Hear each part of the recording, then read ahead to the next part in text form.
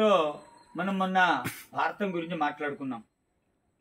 వ్యాసామృతమైనటువంటి భారతం 11వ శతాబ్ది కాలంలో రాజరాజ నరేంద్ర అభ్యర్థనగా నన్నయ్య పారుని నోట వెలువరినటువంటి మహానిధి మహాగ్రంథమని.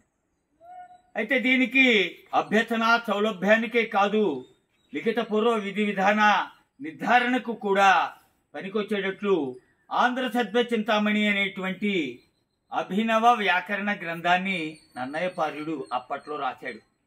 అయితే విచిత్రం, అది సంస్కృతంలో రాయబడింది. ఎందుకు క్రియాత్మకంగా తెలుగు నేల ఏది వాడినా అంత పారిభాషిక పదాల యొక్క వివిధ విధానాలు అనేటువంటిది తెలియనేరరు. మరి అలానే పదాలు లేవా అంటే వ్యావహారిక మైత్రి వేరు, గ్రాంధిక మైత్రి వేరు అని ఒత్తితే కాదు, సంస్కృత భాష యొక్క విస్తృతమైనటువంటి స్థితి ఎక్కువగా ఉంది.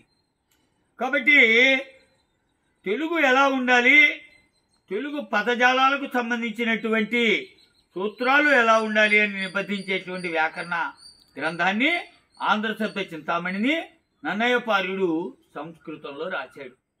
తర్వాత మెల్లమెల్లగా ప్రవేశిత జ్ఞానంతో ఇటువైపు ఉన్నటువంటి సూత్రాలు దానికి ఆలంబితంగా ఉందా లేదా భారతంలో అనేటువంటి విమర్శన చదువరులలో వచ్చింది.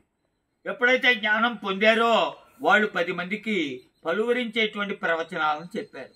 ఇలా అన్ని చోట్ల కూడాను ఈ భారత విజ్ఞానాపేక్ష అనేది పెరిగింది. ఆ తర్వాత మెల్లమెల్లగా వచ్చినటువంటి విఖ్యాతి అనేక రకాల పలు వరుసలలో చివురులతో పరిగెత్తింది.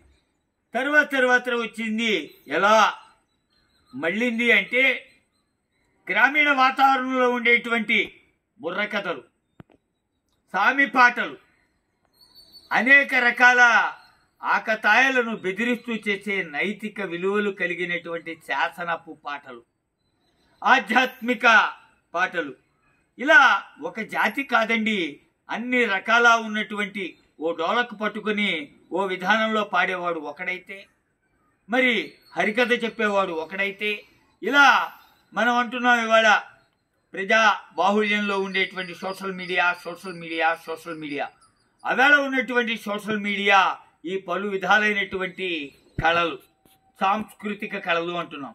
ఈ సాంస్కృతిక కళల ద్వారా జనాలలోకి పరిచితమైంది.